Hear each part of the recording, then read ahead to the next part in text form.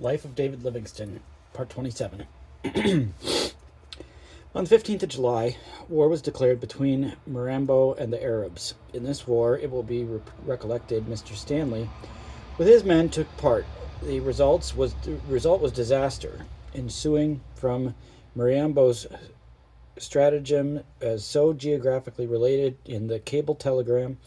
The continuation of this war was thus described. Quote, Mirambo, with 1,000 guns and 1,500 Watudas, his allies invaded Uyayembe and pitched their camp insolently within view of the Arab capital of Tabora. Tabora is a large collection of Arab settlements, or tembes, as they are called here. Each Arab house is isolated by a fence which surrounds it. Not one is more than 200 yards off from the other, and each has its own name, known, however, to but few outsiders. South by west from Tabora, at the distance of 1.5 miles, and in view of Tabora is Quihara, where the Herald expedition has its quarters. Quihara is in Kinyawametse word meaning middle of cultivation. There is quite a large settlement of Arabs here, second only to Tabora, but it was Tabora and not Quihara that Mirambo, his forest thieves, and the Watula came to attack. Khamis bin Abudallah, the bravest Trojan of them all, of all the Arabs, went out to meet Mirambo with 80 armed slaves and 5 Arabs, one of whom was his little son, Khamis. As Khamis bin Abudallah's party came in sight of Mirambo's people, Khamis' slaves deserted him, and Mirambo then gave the order to surround the Arabs and press on them. This little group, in this manner, became the targets of about 1,000 guns, and of course, in a second or so, were all dead, not, however, without having exhibited remarkable traits of character. They had barely died before the medicine men came up, and with their scalpels had skinned their faces and their abdominal portions, and had extricated what they call mufuta, or fat, and their genital organs. With this matter, which they had extricated from the dead bodies, the native doctors, or waganga, made a powerful medicine by boiling it in large earthen pots for many hours, with many incantations and shakings of the wonderful gourd that was the only filled with pebbles. This medicine was drunk that evening with great ceremony and dances, drum beating, and general fever of heart. Khamis bin Abdallah dead, Mirambo gave his orders to plunder, kill, burn, and destroy, and they went at it with will.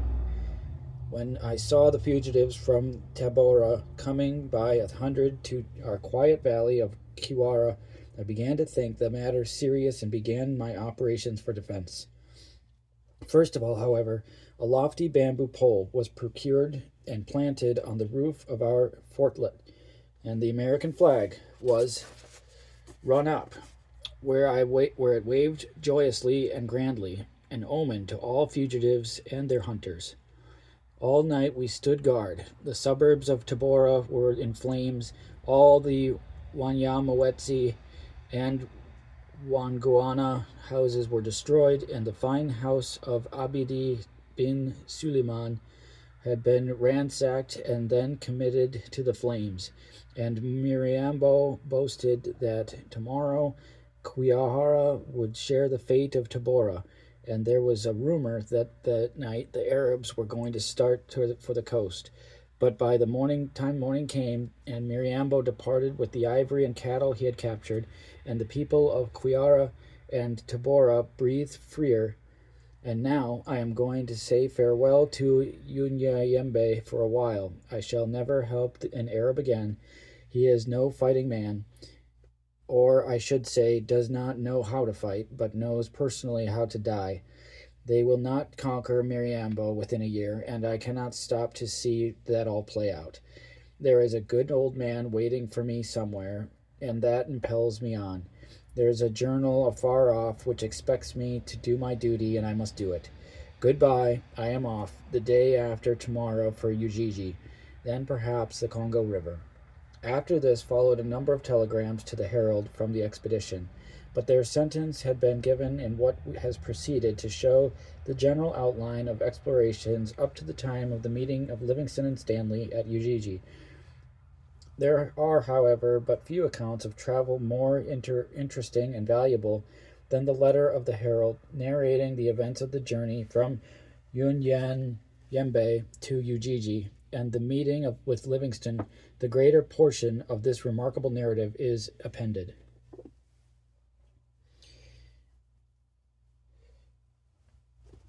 Bunder Ujiji on Lake Tanganyika, Central Africa, November 1871.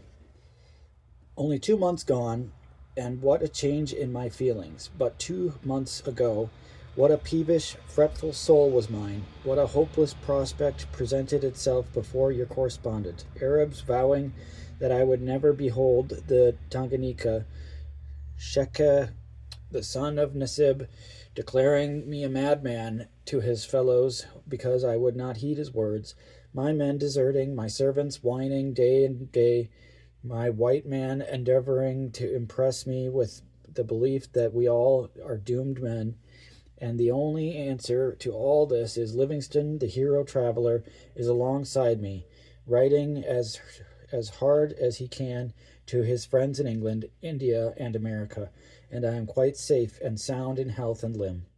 September 23, I left Unyanyembe, driving before me 50 well-armed black men loaded with goods for the expedition and dragging after me one white man. Once away from the hateful valley of Kwihara, my enthusiasm for my work rose as newborn when I left the coast. But my enthusiasm was short-lived, for before reaching the camp, I was almost delirious with fever. When I had arrived, burning with fever, my pulse bounding many degrees too fast, and my temper made more acrimonious by my sufferings, I found the camp almost deserted. The men, as soon as they had arrived at Mikwenkwe, the village agreed upon, had hurried back to Kwihara. Livingston's letter carrier had not made his appearance. It was an abandoned camp.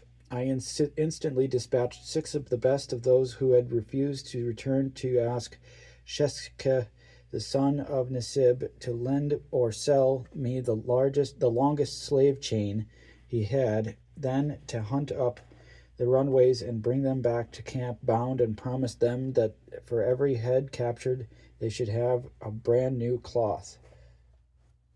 Jeez. Next morning, 14 out of 20 of those who had deserted back to their wives and huts had reappeared, and as the fever had left me, I only lectured them, and they gave me their promise not to desert me again. Livingston's messenger had passed the night in bonds because he had resolutely refused to come. I loosened him and gave him a paternal lecture, painting in glowing colors the benefits he would receive if he came along quietly, and the horrible punishment of being chained up until I reached Ujiji if he was still resolved not to come. Kaif Helek, Arabic for how do you do, melted and readily gave me his promise to come and obey me as he would his own master. Livingston, until we should see him, which inshallah we shall, please God, we shall, I replied, and you will be no loser. You will be no loser. During the day, my soldiers had captured the others, and as they all promised obedience and fidelity in future, they escaped punishment. It's possible for any of our readers so disposed to construct a map of the road on which the Herald expedition was now journeying. If they were to draw a line 150 miles south by west from Unyanyembe, then 150 miles northwest, then 90 miles north, half east, then 70 miles west by north, and that will take them to Ujiji. When we are entering the immense forest that separates Uyeyembe from the districts of Uganda, in lengthy undulating waves, and the land stretches before us, the new land which no European know, the unknown, majestic land. The view which the eyes hurry to embrace as we ascend some ridge higher than another is one of the most disheartening that can be conceived. Anyway, one beyond another, wave the lengthy rectilinear ridges, clad in some garb of color, woods, forest, leafy branches, green and sere, yellow and dark, red and purple, then an indefinable ocean, bluer than the bluest sky. The horizon all around shows the same scene, a sky dropping into the depths of the endless forest, with but two or three tall giants of the forest higher than their neighbors, which are conspicuous in the outlines to break the monotony of the scene. No one point do our eyes rest with pleasure. They have viewed the same outlines, the same forest, the same horizon, day after day, week after week, and again, like Noah's drove from wandering over a world without a halting place, return wearied with the search. It takes 7 hours to traverse the forest between Kingadu and Uganda, when we come to the capital of the new district, wherein one may laugh at Miriambo and his forest thieves.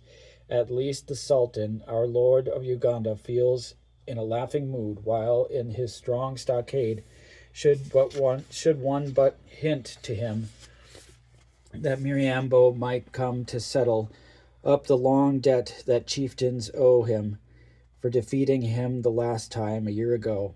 He attempted to storm his place, and well may the Sultan laugh at him and all others which the hospitable chief may permit to reside within him, for it is the strongest place, except Simba Moyeni and Kwikuru in Uyembe, I have as yet seen in Africa. Having arrived safely at Uganda, we may now proceed on our journey fearless of Miriambo, though he has attacked places 4 days south of this.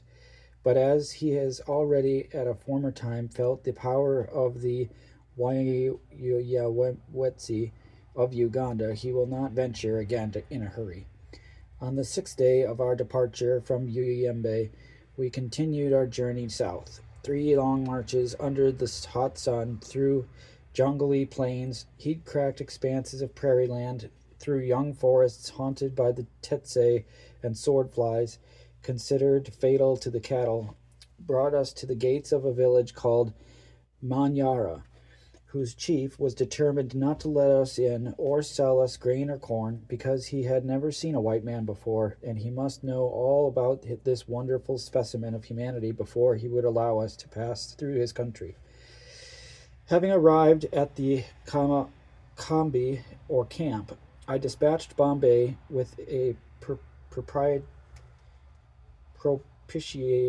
propitiating gift of cloth to the chief, a gift at once so handsome and so munificent, consisting of no less than 2 royal cloths and 3 common dotis, that the chief surrendered at once, declaring that the white man was a superior being to any that he had ever been.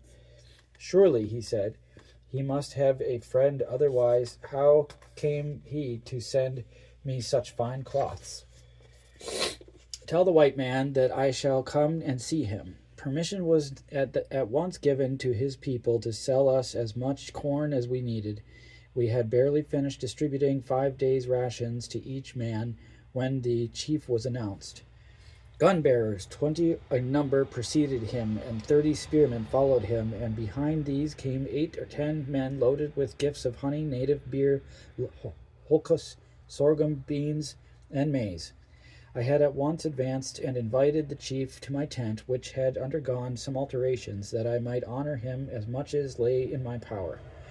Manyara was a tall, stalwart man, with a very pleasing face. He carried in his hand a couple of spears, and with the exception of a well-worn barsati around his loins, he was naked. Three of his principal men and himself were invited to seat themselves inside on my Persian carpet. The revolvers of the Winchesters repeating rifles were things so wonderful that to attempt to give you any idea of how awestruck he was, his men would have take the idea of how awestruck he and his men were would task my powers. My medicine chest was open next, and I uncorked a small vial of medicinal brandy and gave each a teaspoonful.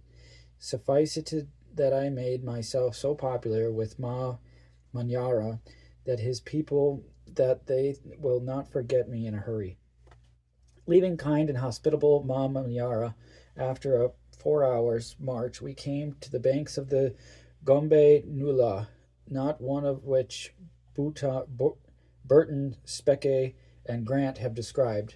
For the Gombe, which I mean is about 125 miles south of the northern Gombe, the glorious parkland spreading out north and south of the southern Gombe is a hunter's paradise. It's full of game of all kinds, herds of buffalo, zebra, giraffe, pala, waterbuck, springbuck, blackbuck, gemsbuck, and kudu, besides several eland, waterhog, wild boar, hundreds of smaller antelopes. We saw all these in one day, and at night heard the lions roar, and the low of hippopotamus. I halted here and there, dazed to shoot. I halted here 3 days to shoot, and there is no occasion to boast of what I shot, considering the myriads of game I saw at every step I took. Not half the animals shot here by myself and men were made of use. 2 buffaloes and 1 kudu were brought to the camp the first day, besides the wild boar, which my mess finished up one night. My boy gun-bearers sat up the whole night eating boar meat, and until I went to sleep I could hear the buffalo meat sizzling over the fires as the Islamicized soldiers prepared it for the road. From Manyara to Marfu in Yukonongo are 5 days' marches. It is an uninhabited forest now, and is about 80 miles in length. Clumps of forest and dense inslets of jungle dot plains which separate the forests proper. It is monotonous owing to the sameness of the scenes, and throughout this length of 80 miles there is nothing to catch a man's eye in search of the picturesque or novel save the Gombe's pools, where the amphibious inhabitants of the variety of noble game which inhabit the forests and plain. A traveling band of Wakonongo, bound to Yukonongo from Manyara, prayed to have our escort, which was readily granted. They were famous foresters who knew the various fruits to eat, who knew the cry of the honey-bird, and could follow it to the treasure of honey, which it wished to show its human friends. It is a pretty bird, not much larger than a wren, and tweet tweet, it immediately cries when it sees a human being. It becomes very busy all at once, hops, skips, and flies from branch to branch with marvelous celerity. The traveler lifts up his eyes, beholds the tiny little bird hopping about, and hears its sweet call, tweet, tweet, tweet. If he is a Makonongo, he follows it. Away flies the bird to another tree, springs to another branch, nearer to the lagging man, as if to say, must I come and fetch you? But assured by his advance away again, to another tree, conquests about, and tweets his call rapidly, sometimes more earnest and loud, as if chiding him for being slow. Then again, until at last the treasure is found and secured, and as he is a very busy little bird, while the man secures his treasure of honey, he plumes himself ready for another flight and to discover another treasure. Every evening the Makonongo brought us stores of beautiful red and white honey. which is only to be secured in the dry season. Over pancakes and fritters, and honey is very excellent, but it is apt to disturb the stomach. I seldom rejoiced in its sweetness without suffering some indisposition afterwards. Arriving at Marifu, we overtook an embassy from the Arabs at Unyanyembe to the chief of the forest, the ferocious Watuta, who live a month's march southwest of the frontier village of Yukonongo. Old Hassan and Masuga was the person who held the honorable post of chief of the embassy, who had volunteered to conduct the negotiations which were to secure the Watuta's service against Miriambo. The dreaded chief of Yoe, assured by the Arabs that there was no danger, and having received the sum of $40 for his services, he had gone on, sanguine of success, and had arrived at Marifu, where we overtook him.